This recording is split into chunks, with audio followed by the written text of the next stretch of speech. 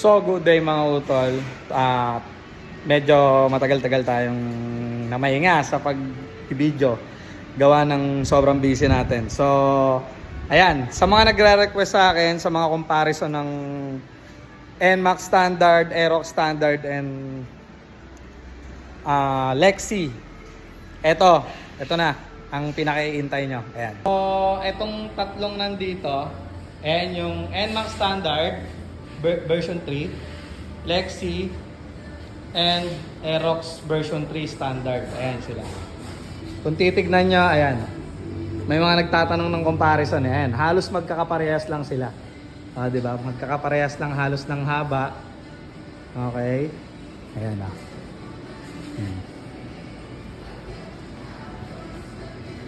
Ayan. Comparison. Okay. Dito tayo mauna.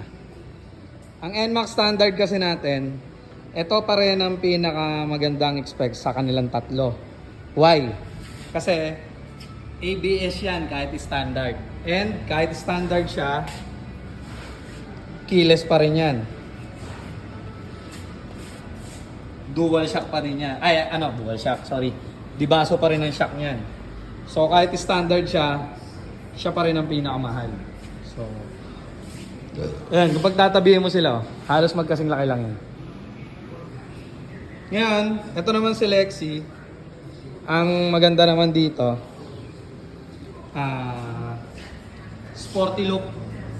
Saka yan, manipis yung diameter niya. Hindi katulad sa Aerox, medyo makapal. Tsaka sa gulong. Ayan. So, kung gaang lang yung pag-uusapan, mas magaang siya. Ang nakikita ko lang na downside dito, ito lang. Yung sa compartment niya kasi, hindi kakasya ang helmet. Tapos, 4.2 liters capacity na lang yung tangke. Pero, overall performance, maganda pa rin siya. 155cc kasi yan. Yun nga lang, yan, isa. Ito pa isa. Isa lang kasi yung shock niyan. Isa lang siya. Pero pagdating sa engine, kung ano yung engine ni NMAX Standard, ni Aerox Standard, is parehas na parehas. Okay? Ayan. Ito yung susian niya. Tapos, dito naman tayo sa Aerox Standard. Sa Aerox Standard kasi, halos walang pinagkaiba sa price nung Aerox B2 dito sa B3. Kasi ang pinagkaiba lang nila talaga halos is yung looks tsaka itong plate conversion. Pero other than that, wala na. Kaya kung mapapansin nyo, ang Aerox SP, ito Aerox SP sa taso, malaki ang diferensya niya. 163,900. Bakit? Ano-ano ba yung 40,000 na nadagdag doon? Dito pa lang po. Sa ABS motor pa lang yan. ABS na tayo. Ang ABS motor, pag binili nyo siya is nagkakalaga siya ng 25 to 30,000. Tapos, dual shock. So, ito, mura lang naman to. More or less 6,000. And, yung keyless entry. Ayan. Tapos, ito, TFT display na. And then, yung pinakamalupit dyan, ayan. With shifting yan. Dahil dito sa YECBT. Wala na pong bola yan. So, parang ka-match up niya, itong TechMax. NMAX TechMax. Yan ang ka-match up niya. Ngayon, syempre, may magtatanong, bakit yung NMAX 175,900, yung standard 155,900, 20,000 difference lang? Kasi po, keyless to, keyless din tong standard.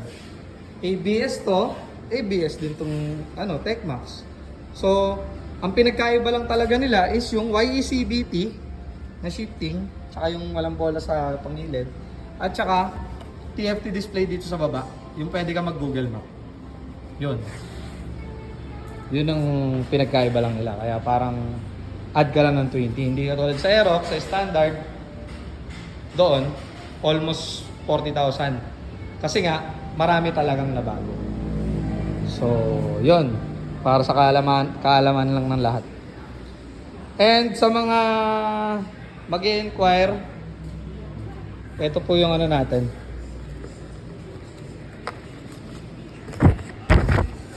Ito yung price list natin sa mga mag-inquire. Ayan. And then our dealer is Supreme Bike Corporation, Molino Branch. Tabi lang po kami ng Paradiso.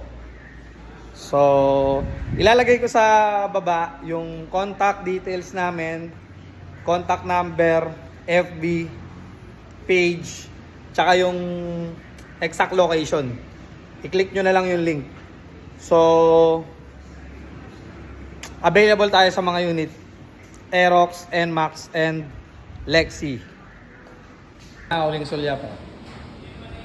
Dun sa tatlong 155cc natin.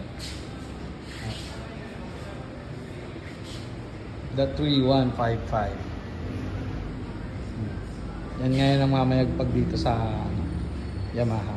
Yan ang laging hinahanap. So, yun muna ngayon sa mga utol. So, sa mga magtatanong, comment down lang. And pwede rin kayo mag-PM kung gusto nyo.